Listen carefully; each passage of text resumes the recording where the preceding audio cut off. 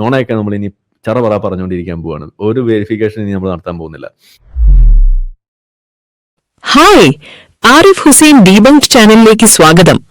ഇന്ന് നാം പരിശോധിക്കാൻ പോകുന്നത് സ്വതന്ത്ര ചിന്തകൻ എന്ന് അവകാശപ്പെടുന്ന ഒരു ഇസ്ലാം വിമർശകൻ തന്റെ തനി നിറം പുറത്തു കാണിക്കുന്ന ഒരു വീഡിയോ ആണ്. ഒരു യുവാവ് സോഷ്യൽ മീഡിയയിൽ ഇട്ട ഒരു കമന്റിന്റെ പേരിൽ 1 വർഷത്തിനു ശേഷം എയർപോർട്ടിൽ വെച്ച് അറസ്റ്റ് ചെയ്യപ്പെടുന്ന വാർത്തയാണ് ഇയാൾ ഈ വീഡിയോയിൽ ചർച്ച ചെയ്യുന്നത്. ആ അറസ്റ്റിനെ ആഘോഷിക്കുക മാത്രമല്ല, ഇതിനായി പരാതി നൽകിയ യുവമോർച്ച നേതാവിനെ പുകഴ്ത്താനും അതുവഴി ഹിന്ദുത്വ വലതുപക്ഷ രാഷ്ട്രീയത്തെ വെള്ളപൂശാനും ഇയാൾ ഈ വീഡിയോ ഉപയോഗിക്കുന്നു. ലോകത്തുള്ള എല്ലാ കുഴപ്പങ്ങൾക്കും കാരണം മുസ്ലിംകളാണെന്ന അങ്ങേയറ്റം അപകടകരമായ ഒരു ഗൂഢാലോചനാ സിദ്ധാന്തം അവതരിപ്പിക്കുന്ന ഈ വ്യക്തിയുടെ യുക്തിയില്ലായ്മയും ഇരട്ടത്താപ്പും നമുക്ക് ഓരോന്നായി പൊളിച്ചടക്കാം. വലതുപക്ഷ പ്രേമവും ഹിന്ദുത്വയെ വെളുപ്പിക്കലും. ഇയാൾ തന്റെ വീഡിയോയിൽ സ്വന്തം രാഷ്ട്രീയ അജണ്ട വളരെ വ്യക്തമായി തുറന്നു പറയുന്നുണ്ട്. ഈ വാക്കുകൾ ശ്രദ്ധിക്കുക.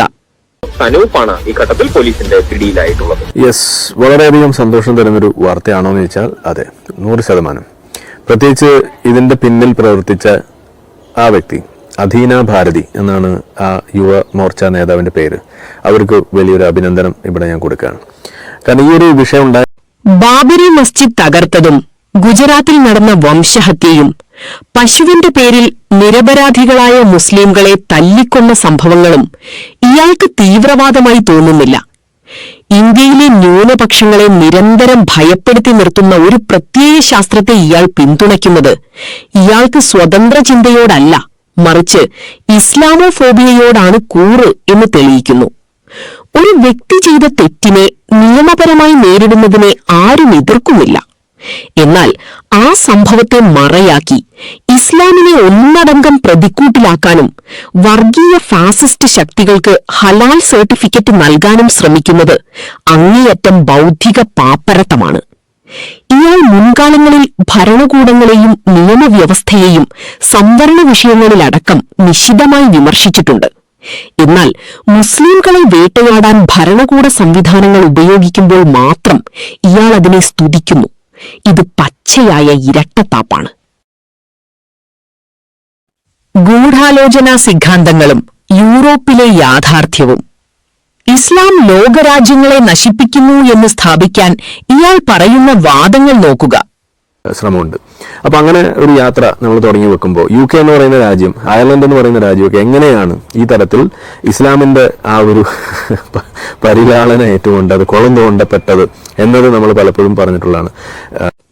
UK നേരിടുന്ന ഇന്നത്തെ തകർച്ചയുടെ യഥാർത്ഥ കാരണങ്ങൾ ബ്രെക്സിറ്റ് എന്ന തെറ്റായ രാഷ്ട്രീയ തീരുമാനവും വർഷങ്ങളായി അവിടെ നടപ്പിലാക്കിയ സാമ്പത്തിക നയങ്ങളും കോവിഡ് സൃഷ്ടിച്ച ആഘാതങ്ങളുമാണ്.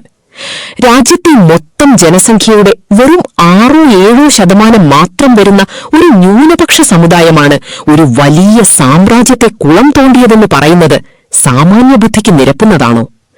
ഭരണകൂടങ്ങളുടെ സാമ്പത്തിക പരാജയങ്ങളെ മറച്ചുവെക്കാൻ ഒരു ന്യൂനപക്ഷത്തെ ബലിയാടാക്കുന്ന തന്ത്രം ചരിത്രത്തിൽ ഹിറ്റ്ലർ ജൂതന്മാർക്കെതിരെ പ്രയോഗിച്ചതാണ്. അതേ തന്ത്രമാണ് ഇയാൾ ഇവിടെ മുസ്ലിംകൾക്കെതിരെ പ്രയോഗിക്കുന്നത്. മുസ്ലിംകൾ കാരണം വലതുപക്ഷം ഉണരുകയാണെന്ന് പറയുമ്പോൾ യൂറോപ്പിൽ നടക്കുന്ന കുടിയേറ്റ വിരുദ്ധ കലാപങ്ങളെയും വംശീയ ആക്രമണങ്ങളെയും ഇയാൾ ന്യായീകരിക്കുകയാണ് ചെയ്യുന്നത്. യൂറോപ്പിലെ വംശീയവാദികൾ മുസ്ലിംകളെ മാത്രമല്ല, ഇന്ത്യക്കാരടക്കമുള്ള എല്ലാ ഏഷ്യക്കാരെയും കറുത്ത വർഗക്കാരെയുമാണ് ആക്രമിക്കുന്നത്. ഇത്തരമൊരു വംശീയ ആക്രമണത്തെ സ്വാഭാവിക പ്രതികരണമായി ചിത്രീകരിക്കുന്നത് മനുഷ്യത്വ വിരുദ്ധവും അധാർമികവുമാണ്. ഇസ്ലാമിനെ ആക്രമിക്കാൻ വേണ്ടി വെള്ളക്കാരായ വംശീയവാദികൾക്ക് കുടപിടിക്കുന്ന ഈ നിലപാട് ഇയാളുടെ അടിമ മനോഭാവത്തെയാണ് തുറന്നു കാണിക്കുന്നത്. തീവ്രവാദത്തിന്റെ നിർവചനത്തിലെ പൊള്ളത്തരം. തീവ്രവാദത്തെക്കുറിച്ച് ഇയാൾ നടത്തുന്ന ഏറ്റവും വലിയ അസംബന്ധം ഈ വാക്കുകളിലാണ്. ഇതാണ് ഇവിടെ നടന്നുകൊണ്ടിരിക്കുന്നത്.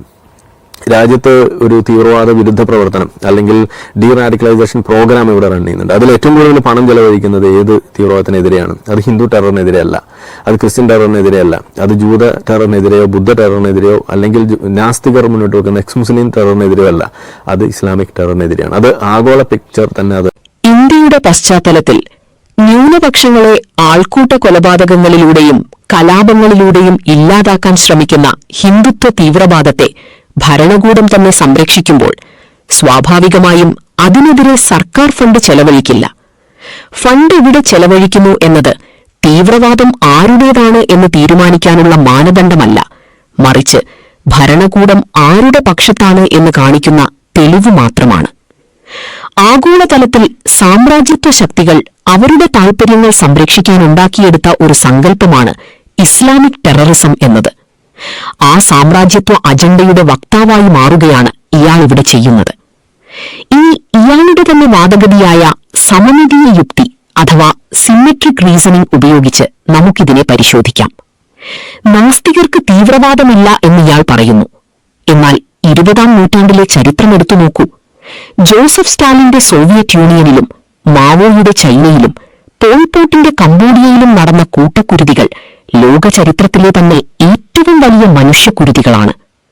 മതമില്ലാത്ത തികഞ്ഞ ഭൗതികവാദത്തിൽ അധിഷ്ഠിതമായ ഭരണകൂടങ്ങൾ തങ്ങളുടെ ആശയത്തോട് വിയോജിച്ച കോടിക്കണക്കിന് മനുഷ്യരെയാണ് കൊന്നൊടുക്കിയത്.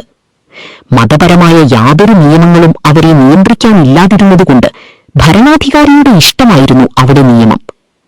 ദൈവമില്ല എന്ന വിശ്വാസം മനുഷ്യനെ കൂടുതൽ സമാധാനപ്രിയനാക്കും എന്ന വാദം ചരിത്രപരമായി തന്നെ ഒരു പച്ചക്കള്ളമാണ്. ഇസ്ലാമിലെ ചില വ്യക്തികൾ ചെയ്യുന്ന തെറ്റുകൾ വെച്ച് ഇസ്ലാമിനെ മുഴുവൻ തീവ്രവാദമായി ചിത്രീകരിക്കാൻ ഇയാൾക്ക് കഴിയുമെങ്കിൽ സ്റ്റാലിന്റെയും മാവോയുടെയും ചരിത്രം വെച്ച് നാസ്തികവാദം എന്നത് മനുഷ്യകുലത്തിന് തന്നെ ഭീഷണിയായ ഒരു കൊലയാളി പ്രത്യയശാസ്ത്രമാണെന്ന് പറയേണ്ടി വരും. ഇയാളുടെ വാദം ഇയാളുടെ തന്നെ ലോകവീക്ഷണത്തെ തകർക്കുന്നതാണ്. മൃഗീയമായ ഭാഷയും ഇസ്ലാമിക വിരുദ്ധതയും. തന്റെ വീഡിയോയിലുടനീളം ഇസ്ലാമിനെ മൃഗങ്ങളോടുപമിക്കുന്ന അത്യന്തം നികൃഷ്ടമായ ഭാഷയാണ് ഇയാൾ ഉപയോഗിക്കുന്നത്. ഒരു പ്രത്യയശാസ്ത്രത്തെ വിമർശിക്കാൻ യുക്തിയും തെളിവുകളും ഇല്ലാതാകുമ്പോഴാണ് ഒരാൾ ഇത്തരം തരംതാണ അസഭ്യങ്ങളിലേക്ക് കടക്കുന്നത്. ഇസ്ലാം ലോകത്തിന് നൽകിയ നീതിയുടെയും ധാർമ്മികതയുടെയും മഹത്തായ ചരിത്രത്തെ ഇയാൾ ബോധപൂർവം മറച്ചുപിടിക്കുന്നു. ഇസ്ലാം സമാധാനത്തിന്റെ മതമാണ് എന്ന് പറയുമ്പോൾ അത് കേവലം ഒരു മുദ്രാവാക്യമല്ല, അത് പ്രായോഗികമായ നീതിയിലാണ് അധിഷ്ഠിതമായിരിക്കുന്നത്. വിശുദ്ധ ഖുർആൻ അൽ-മാഇദയിലെ 8-ാം വചനത്തിൽ അല്ലാഹു പറയുന്നു, സത്യവിശ്വാസികളെ, നിങ്ങൾ അല്ലാഹുവിനു വേണ്ടി നിലകൊള്ളുന്നവരും നീതിക്കിണങ്ങിയ സാക്ഷ്യം വഹിക്കുന്നവരുമായിരിക്കുക. ഒരു ജനതയോടുള്ള ശത്രുത നീതി പാലിക്കാതിരിക്കാൻ നിങ്ങൾക്ക് പ്രേരണയാകരുത്. നിങ്ങൾ നീതി പാലിക്കുക, അതാണ് ധർമ്മനിഷ്ഠയോട് ഏറ്റവും അടുത്തത്. അൽ-മാഇദ 5:8. ഏത് പ്രതിസന്ധി ഘട്ടത്തിലും ശത്രുക്കളോട് പോലും നീതി കാണിക്കണമെന്ന് പഠിപ്പിക്കുന്ന ഒരു ദർശനത്തെയാണ് ഇയാൾ തീവ്രവാദമെന്ന് മുദ്രകുത്തുന്നത്. ഇസ്ലാമിക നിയമവ്യവസ്ഥ അഥവാ ശരീഅത്ത് എന്നത് മനുഷ്യന്റെ ജീവനും സ്വത്തിനും മാനത്തിനും പൂർണ്ണ സംരക്ഷണം നൽകുന്ന ഒന്നാണ്. ഒരാളെ അന്യായമായി കൊല്ലുന്നത് മുഴുവൻ മനുഷ്യരെയും കൊല്ലുന്നതിന് തുല്യമാണെന്ന് പഠിപ്പിച്ച മതമാണ് ഇസ്ലാം. എന്നാൽ ഇയാളുടെ ഭൗതികവാദ ലോകവീക്ഷണത്തിൽ നീതിക്കോ ധാർമ്മികതയ്ക്കോ യാതൊരു അടിസ്ഥാനവുമില്ല. ഒരു നാസ്തികനെ സംബന്ധിച്ചിടത്തോളം മനുഷ്യനെന്നത് കേവലം കോശങ്ങളുടെ ഒരു കൂട്ടം മാത്രമാണ്. അങ്ങനെയെങ്കിൽ ഒരു മനുഷ്യനെ കൊല്ലുന്നതും ഒരു മൃഗത്തെ കൊല്ലുന്നതും തമ്മിൽ എന്താണ് വ്യത്യാസം? ധാർമ്മികത എന്നത് കേവലം സമൂഹത്തിന്റെ തോന്നലുകൾ മാത്രമാണെങ്കിൽ നാളെ സമൂഹം കൊലപാതകം ശരിയാണെന്ന് തീരുമാനിച്ചാൽ ഇയാൾക്കതിനെ എതിർക്കാൻ എന്ത് യുക്തിപരമായ അടിസ്ഥാനമാണുള്ളത്? സ്വന്തം ആശയത്തിൽ ധാർമ്മികതയുടെ ഒരു തറ പോലും ഇല്ലാത്തവരാണ് ഇസ്ലാമിന്റെ സമ്പൂർണമായ ധാർമ്മിക വ്യവസ്ഥയെ വിമർശിക്കാൻ വരുന്നത് എന്നത് വലിയൊരു വിരോധാഭാസമാണ്. യാഥാർത്ഥ്യങ്ങളെ തമസ്കരിക്കുന്ന ഗൂഢാലോചന. ഇന്ത്യയിലായാലും വിദേശത്തായാലും ഇസ്ലാം സമാധാനപരമായ സഹവർത്തിത്വമാണ് പഠിപ്പിക്കുന്നത്. മുസ്ലിം സമുദായം തങ്ങളുടെ രാജ്യത്തിന്റെ നിയമങ്ങൾ പാലിച്ച് ആ രാജ്യത്തിന്റെ പുരോഗതിയിൽ പങ്കുചേർന്നാണ് ജീവിക്കുന്നത്.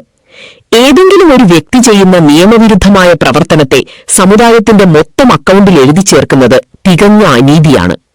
ഇയാൾ അവകാശപ്പെടുന്നതുപോലെ സെക്യൂരിറ്റി ഏജൻസികൾ മുസ്ലിങ്ങളെ മാത്രം ലക്ഷ്യം വയ്ക്കുന്നു എന്നത് ഒരു നുണയാണ്.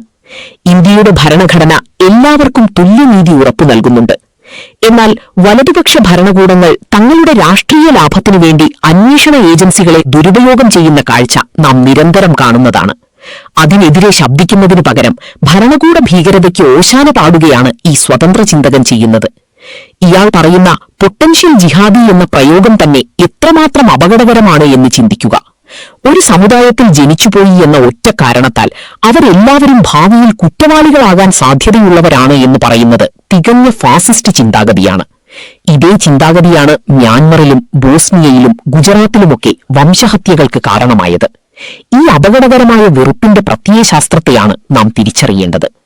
ചുരുക്കത്തിൽ ഈ വീഡിയോയിലൂടെ ഇയാൾ തെളിയിച്ചിരിക്കുന്നത് താനൊരു നിഷ്പക്ഷനായ ചിന്തകനല്ല, മറിച്ച് ഹിന്ദുത്വ വലതുപക്ഷ രാഷ്ട്രീയത്തിന്റെ വിദ്വേഷ പ്രചാരകൻ മാത്രമാണെന്നാണ്.